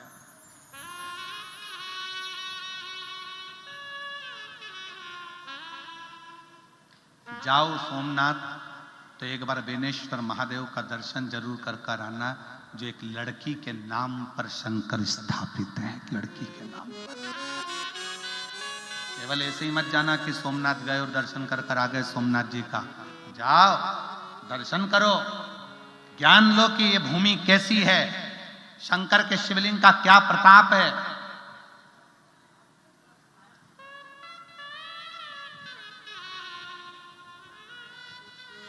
कुबेरेश्वर धाम जाओ, कुबेरेश्वर धाम की भूमि पर जाओ। केवल गए लौट के आ गए नहीं, एक रात्रि विश्राम कर विचार करना कि ऐसा भूमि में है क्या। कंकर शंकर की धरा में ऐसा क्या है कि उसके कंकर की महत्वता है कि एक कंकर हाथ में रखा, अपने दिल की बात कहकर पूजन करके छोड़ा। एक कंकर उठा कर लिया 5 में से। ऐसा क्या है उस कंकर में? कभी विचार करिए उस भूमि पर रहकर। सारे तीर्थ होकर आइए और बाद में आखिरी में एक बार कुबेरेश्वर धाम की भूमि पर जरा जाकर देखना, वहां पर रहकर देखना कि वहां की जो तेज है, वहां का जो आनंद है, वहां का जो बल है, कितना प्रबल है। आपको लगेगा कि मैं अपने घर में रह रही हूं। अपने घर का भाव है, अपने घर का भाव। मोहम्मद गजनवी ने अपनी सेना में से जो सुंदर था, युवान था, उसको भेजा बेनी के पद पर। बेनी का नियम था, राजपूत राजा की लड़की बेनी का नियम था, पुष्प चुनती थी। पुष्प चुनकर मंदिर की देहली पर रंगोली डालती थी। रंगोली।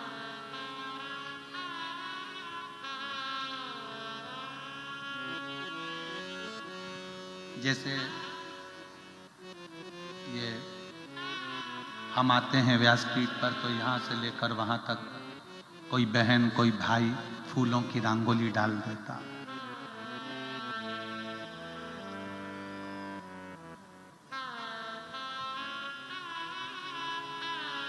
बेनी का नियम था,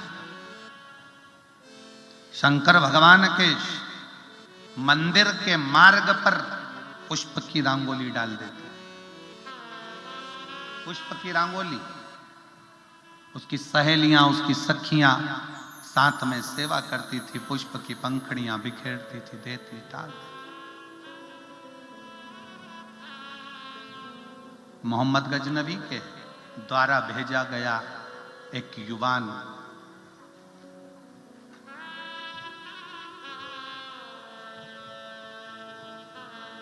उस फूल पर चल दिया, फूल की रंगोली पर चल दिया।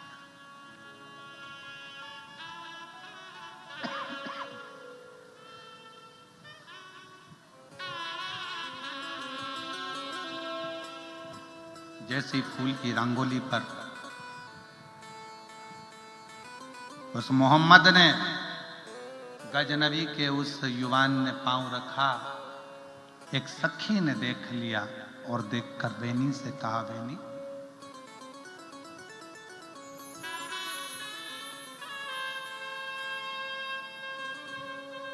कोई युवान आया है, उसने उस पुष्प पर लात रखी है, बड़ा सुंदर है। बड़ा सुंदर है, मस्तक पर तिलक भी लगा रखा है।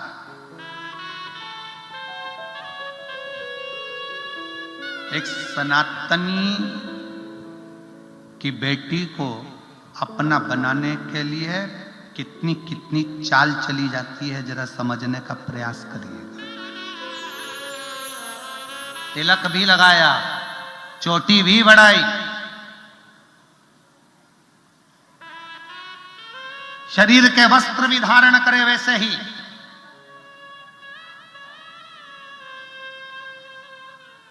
और सखी ने कहा बड़ा सुंदर एक युवराज कोई लड़का पांव रखा है।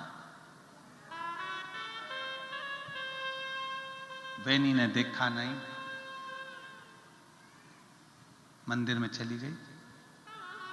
वापिस लौट रही थी, बेनी ने अपनी सहेली से कहा जिस युवराज की तुम बात कर रही थी वो युवराज हिंदू नहीं है, सनातनी नहीं है। वो युवराज हिंदू नहीं, सनातनी नहीं है, वो मोहम्मद गजनबी का भेजा हुआ कोई विधर्मी है। सखी ने कहा तू कैसे कह सकती है बेनी, तू कैसे कह सकती है? उसके सिर पर मैंने तिलक देखा है, उसकी मैंने चोटी देखी है, उसके मैंने परिधान कपड़े देखे हैं, तू कैसे कह सकती है बेनी कि वो सनातनी हिंदू नहीं है? बेनी ने कहा जमीन पर पड़े हुए फूल की पंखड़ियां बता रही है कि उसने उन पंखड़ियों को पांव से कैसा नोचा है। हमारा सनातनी फूल पर भी पांव रखकर चलता है तो ये सोचकर चलता है कि इस फूल में भी परमात्मा बसता है। हमारा सनातनी अगर फूल पर पांव रखकर भी चलता है तो ये मानकर चलता है कि फूल में भी परमात्मा बसता है। और वो फूल की पंखड़ियां बता रही है कि उन पंखड़ियों को भी मचला गया है। सखी इतना तो सुन रही थी, कटार हेड़ी पास में से अपनी दोनों नेत्रों में उसने कटार चुभो ली। बेनी की सहेली ने, बेनी की सखी ने कटार निकालकर अपनी आंखों में चुभो ली। बेनी ने रोका, सखी रुक, क्या कर रही है? मैं पहचान नहीं पाई कि ये मेरा अपना नहीं था सखी, मैं जान नहीं पाई। ए मेरे भारत की बेटियों, ए मेरे सनातन धर्म की बेटियों, याद रखना अगर गलत लोगों के साथ जाने से अच्छा है कि इन आंखों को तो निपटा देना, फोड़ देना। इन गलत लोगों के साथ कभी ना जाना।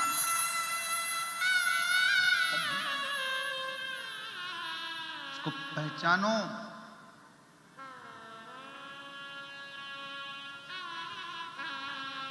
मैं आज के युवान बेटियों से भी कहूंगा और आज के युवान बेटाओं से भी कहूंगा, मेरे बेटाओं, तुम्हारी जवानी दारू की दुकान पर नहीं निकलना चाहिए, तुम्हारी जवानी अच्छे कर्म में निकलना चाहिए। मेरे बेटाओं, तुम्हारी माता पिता ने तुम्हें पाल पोस कर बड़ा करा है, तुम्हें युवान बनाया। 21 साल 22 साल पढ़ाने के लिए पुणे, नांदेड़, मुंबई, नासिक, ना जाने कहां कहां भेजा है। उस बाप और मां ने कितनी लालसा रखी है कि मेरा बेटा कुछ कर दिखाएगा, पर मालूम पड़े वही बेटा 31st पर जब दारू की दुकान के सामने लाइन लगा कर खड़ा रहता है तो उस मां और बाप से पूछो कि उसकी दशा क्या होती होगी। इस शरीर को लगाओ, आप अच्छी जगह पर लगाने का प्रयास करो। तुम्हारे शरीर में ज्यादा बल है तो राष्ट्र में लगाइए, गौ रक्षा में लगाइए, सनातन रक्षा में लगाइए। और शरीर में अगर बल है तो अपने मोहल्ले में, अपने क्षेत्र में, अपनी कॉलोनी में कोई गलत कार्य ना होने दीजिए। तो शरीर के बल की प्रधानता है, शरीर के बल की प्रधानता है। वो शरीर किस काम है?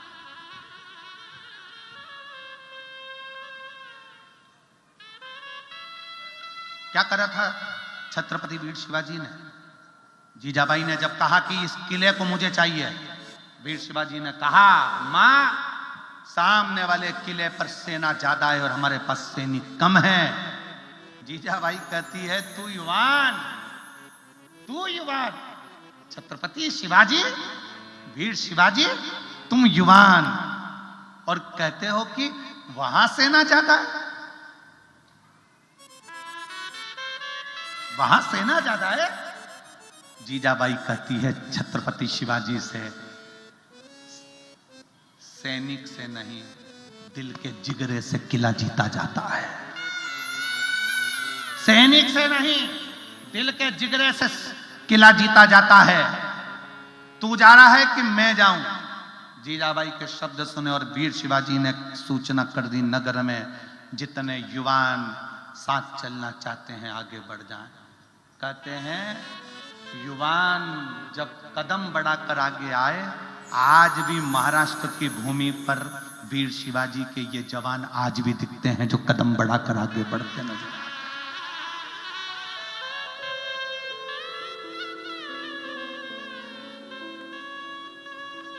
जय भवानी, जय भवानी। आज भी कदम दिखते हैं युवान बेटों के, आज भी कदम दिखते हैं युवान बेटियों के जो सामने बढ़ते हुए नजर आते हैं।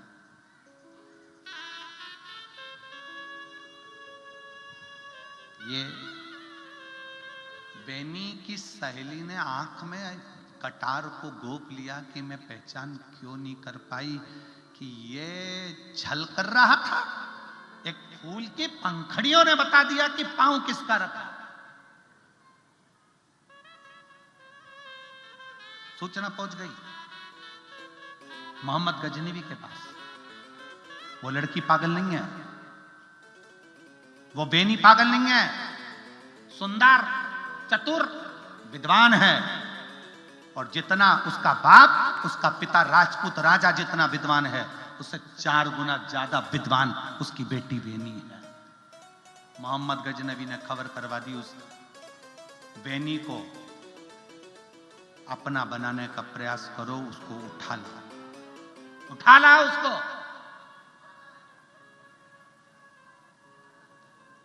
राजा को तो सूचना ही नहीं कि क्या चाल चली जा रही है मेरे राज्य में।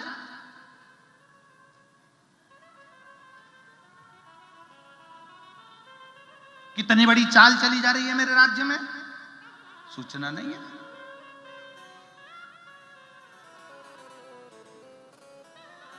बेनी की सहेली ने बता दिया आज बहुत बड़ी सेना आई है सोमनाथ में। बेनी को लगा कि वापिस सोमेश्वर नाथ को लूटने के लिए आए होंगे। उनको क्या मालूम कि सोमेश्वर नाथ को नहीं, आज बेनी को लेटने के लिए आए। आज खजाना नहीं, आज बेनी को लेने के लिए आए। बेनी पूजन की थाली लेकर मंदिर में जा रही थी। पूजन की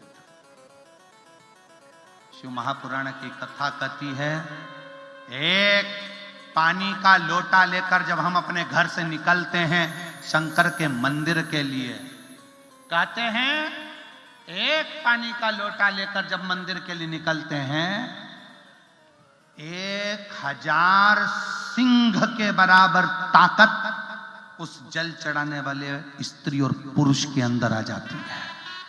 1000 सिंह की ताकत उस स्त्री और पुरुष के अंदर आ जाती है। और जब वो जल चढ़ाकर वापिस आता है, 1000 अश्वमेध यज्ञ का फल उसके साथ चलकर जाता है।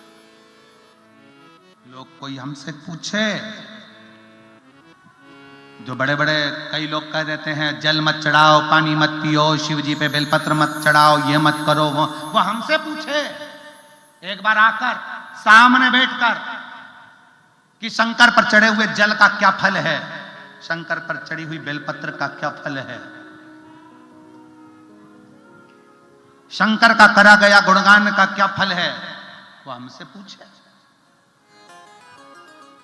और अगर हमसे भी ना पूछे तो एक बार साकरी में जो ये मेरी जीजियां, जो मेरे जीजा पूरे भारत की भूमि पर जो कथा सुन रहे हैं ना, एक बार शिव कथा सुनने वाले के पास आकर कोई निंदा कर कर तो देखे। सटक जवाब देते हैं शिव कथा सुनने वाले कि तुम नहीं चढ़ा सकते एक लोटा पानी तो मुंह बंद कर कर बैठो, तुम्हारे बाप के बस का नहीं, हमारे बस का, हमारे बस का है। आप शंकर के मंदिर नहीं जा सकते, मत जाओ, पर मुख मत खोलो। शिव शिव है। हम अपने बाप का बुरा नहीं सुन सकते। एक बेटी को 50 गाली दीजिए, उसको गुस्सा नहीं आएगा। एक बहू को 50 गाली दीजिए, उसको गुस्सा नहीं आएगा। तब एक बहू को जब उसके बाप के नाम से गाली दी जाती है तो फिर उसको तो वो जगत जननी, जगदम्बा, चंद्र घंटा, कुसमांडा, स्कंदा सब बन जाती है कि तुमने मेरे बाप को कैसे बखाना। उसी तरह शंकर का भक्त होता है। एक लोटा जल चढ़ाने वाला, चाहे बेटा हो, बेटी हो, माता हो, पिता हो, एक लोटा जल चढ़ाने वाले को सोचना चाहिए कि कोई हमारे शंकर की निंदा कैसे कर दे, क्योंकि वो हमारा बाप है, वो मेरा मायका है। शिव की निंदा हम कैसे सुन लें?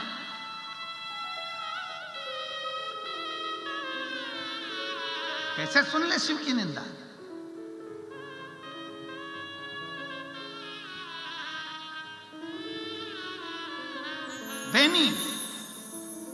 बेनी ने कहा कि ये जो आए हैं ना, ये आज सोमनाथ जी को लूटने के लिए नहीं, आज मेरे लिए आए,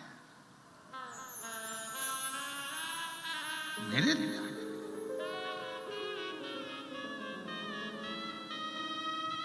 अपनी दिनचर्या में लग गई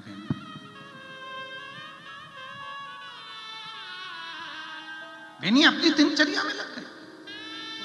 वही वेनी का कार्य मंदिर में दरवाजे पर रंगोली डालना, शिव द्वार को साफ करना, शिवालय में जाना, शिव से बात करना, शिव से बात।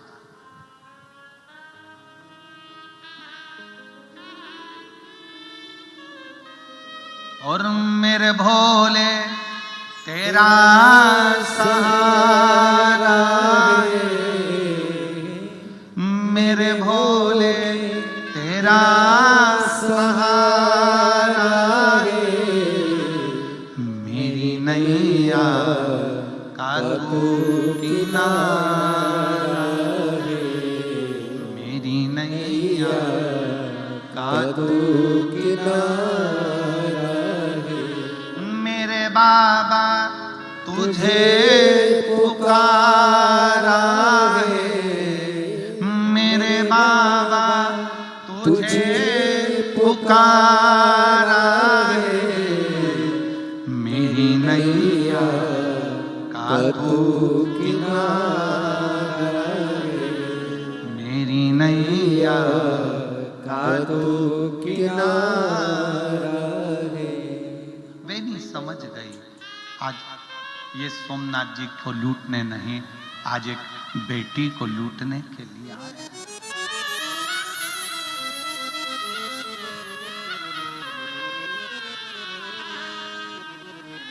बेटी को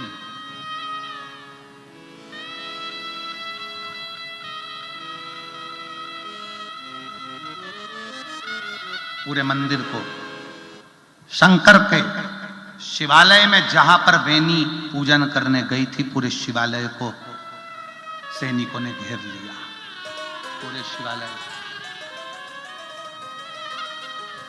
पूरे मंदिर को घेर लिया, पूरे मंदिर।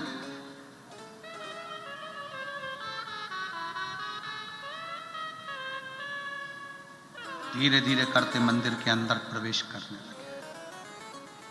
जूतों की थापों की आवाज बेनी की सहेलियों के कानों में आने लगी। कहा, बेनी, सैनिक आए हैं।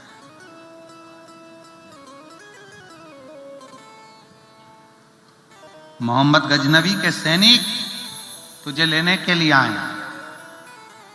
सखियों से बेनी ने कहा, उनको तुमसे कोई मतलब नहीं है, तुम चिंता मत करना, वो तुम्हें लेकर नहीं जाएंगे, तुम अपने घर जाओ, बेझिझक होकर जाना। सैनिक पास आते जा रहे थे, बेनी ने अपनी सहेलियों को कह दिया, तुम जाओ, हम बाहर जाएंगे और सैनिकों ने हमको मार दिया तो चिंता मत करो, तुम्हारा बाल बांका नहीं होगा, तुम निकलो यहां से बाहर। एक एक कर कर सहेलियां बाहर निकल गईं। शिव जी का गर्भगृह, गर्भगृह में शिवलिंग और अकेली बेनी, बेनी अकेली।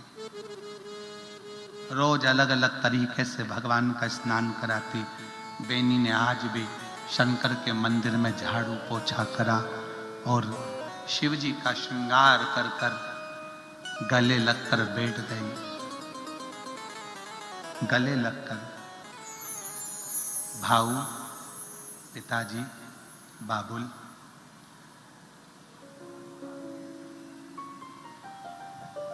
मेरा मन कर रहा है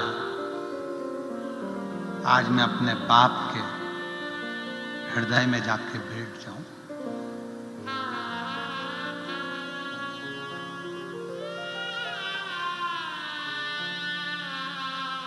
दुनिया कहती है बेटी की विदाई में सबसे ज्यादा मां रोती है, और शिव पुराण कहती है कि बेटी की विदाई में सबसे ज्यादा बाप रोता है।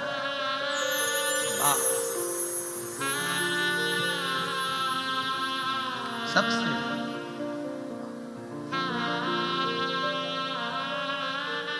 पार्वती जी जब विदा हुई थी तो मैनावती जितनी नहीं रोई थी उतना हिमालय राज रोया था। हिमालय मतलब पत्थर, हिमालय राज रोया था।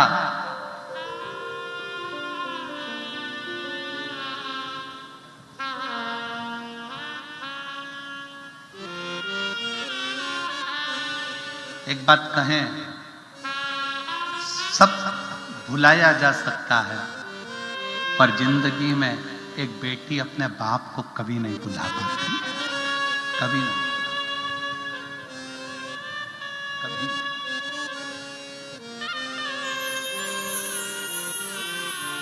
एक लड़की का बुढ़ापा भी आ जाता है ना, उसकी बुजुर्ग अवस्था भी आ जाती है ना, तो भी उसको अपने मायके की आस बनी रहती है कि राखी पर कोई आएगा, मेरा भाई फोन लगाएगा, सूचना करेगा, आएगा सूचना।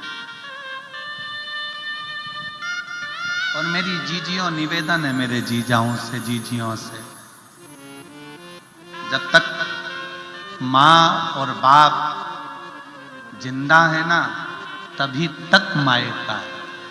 माँ बाप के जाने के बाद तो मायका भी मायका नहीं लगता। माँ बाप के जाने के बाद मायका मायका नहीं। एक बेटी के लिए बाप सबसे झगड़ा करता है। परिवार वाले कहते हैं इसको बाहर पढ़ने मत भेजना, पूना पढ़ने मत भेजना, मुंबई पढ़ने मत भेजो, नासिक मत भेजो, नांदेड़ मत भेजो, इंदौर मत भेजो, भोपाल मत भेजो, दिल्ली मत भेजो।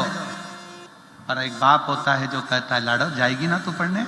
हाँ पापा मुझे जाना है, पापा मुझे पढ़ना है। सारे घर के लोग कहते तू ऐसे कपड़े पहनना, वैसे कपड़े पहनना। बेटी कहती पापा मुझे ये कपड़े पहनना है। कोई बात नहीं बेटा पहन। शटर बंद करता है दुकान की, बेटी को ट्यूशन छोड़ने चलेगा। शटर बंद करगा, बेटी को लेने पहुंच जाएगा। घर आता है ना बाप तो सबसे पहले बेटी का मुख देखना पसंद करता है, क्योंकि वो मुस्कुराते हुए बोलेगी पापा आ गए क्या, पापा आ गए, पापा आपको शुगर है, गोली खाई कि नहीं खाई? डब्बी ला कर देगी। पापा रुको मम्मी कहीं गई है, मैं चाय बना कर ला करती हूँ, मैं अब भी आती हूँ तुम्हारे लिए लेकर आती हूँ।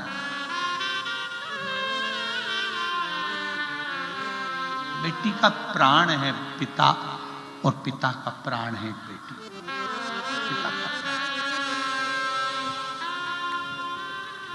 जब बेटी की शादी होती है सारा सामान बाप जोड़ता है तो बेटी देखती रहती है। शादी के समय पर सबके कपड़े बने पर पापा कहते हैं मेरे पास में रखे हैं, मेरे को नहीं चाहिए। कपड़े भी वही की वही। विदाई के समय पर सब नजर आते हैं पर पापा नहीं दिखते तो पूछती है पापा नहीं दिख रहे, मुझे एक बार मिलने दो उनसे। एक बार आज बेनी ने, आज राजपूत राजा की वो लड़की बेनी आज शंकर से कह रही है तू मेरा बाबा है, तू मेरा पिता है।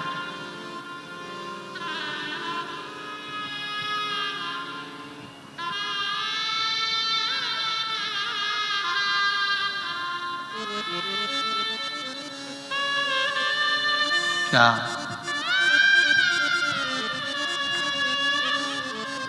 आज मेरा बाबुल अपने हृदय में मुझे नहीं उठा सकता?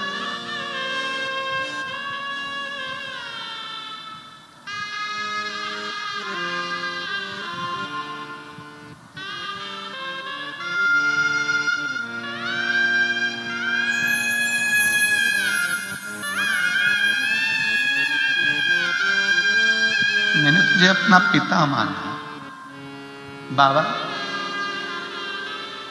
बाहर से नहीं खड़े, मैं जाना नहीं चाहता।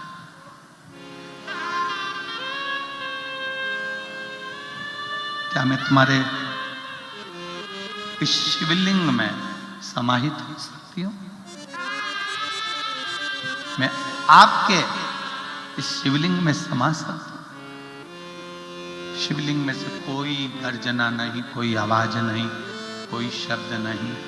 बेनी शंकर के शिवलिंग को गले लगाकर रो पड़ी।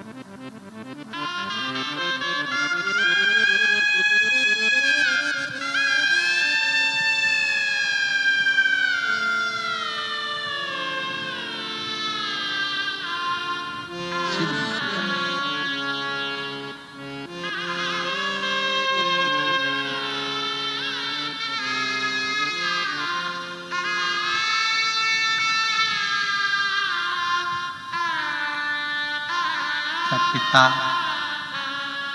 अपनी बेटी को रखने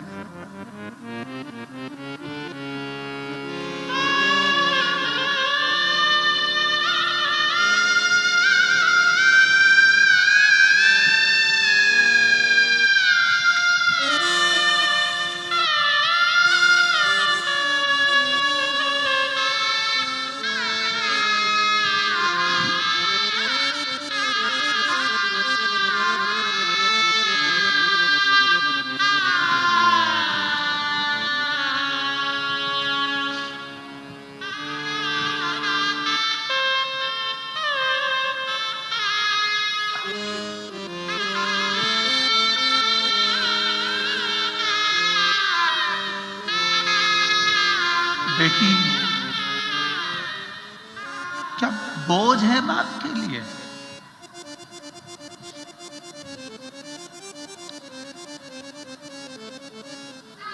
ए बाबा, मुझे तुम में समा लो, मैं रहना नहीं चाहती। शिवलिंग के बीच में से टुकड़े हो गए, आवाज आई, बेनी समा जा। बेनी कूद गई शिवलिंग के अंदर। एक सैनिक ने चोटी पकड़ ली बहनी की, बेनी की चोटी पकड़ी। बाबा बाबा, शिवलिंग जुड़ गया, चोटी खींच गई बाहर।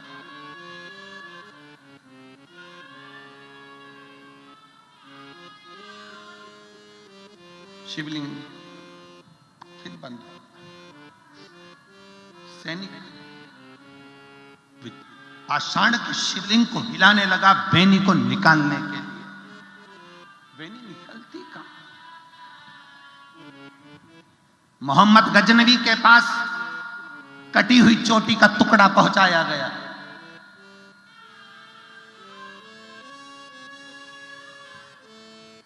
कहां है वो लड़की? कहा वो तो शंकर के शिवलिंग में समा गई। शिवलिंग? पत्थर? सैनिकों ने कहा वो पत्थर नहीं था, शिवलिंग के दो टुकड़े हुए। पूरी युवान की युवान लड़की उस शिवलिंग के अंदर समा गई। चोटी खींची गई थी, बस ये चोटी रह गई। आज भी बेनेश्वर, बेनी के नाम से वो शंकर का शिवलिंग, जिस पे आज भी बेनी की चोटी बनी हुई है और शिवलिंग के टुकड़े हुए हैं जिसमें बेनी समाई थी, भारत की भूमि पर आज भी प्रमाण देती है कि एक लड़की भी शंकर के शिवलिंग के अंदर समा जाती है। कोई कह दे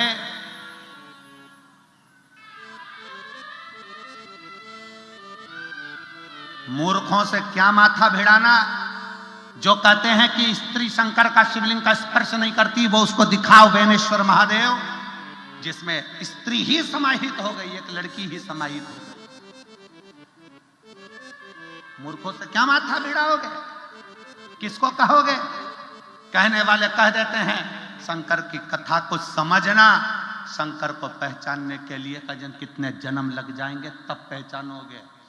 और जो लोग इनके कहने में आ जाते हैं कि जल मत पियो, बेलपत्र मत खाओ, जल मत चढ़ाओ, ये मत करो, वो मत करो, इनके कहने में आने से पहले अपने शास्त्रों का अध्ययन करिए। शंकर के बिना ना राम मिल सकते हैं, ना कृष्ण मिल सकते हैं। शंकर के बिना ना देवी मिल सकती है, ना दत्त मिल सकते हैं। शंकर के बिना ना मुक्ति मिल सकती है, ना मोक्ष मिल सकता है। शंकर की आराधना करोगे तो सब कुछ मिल सकता है।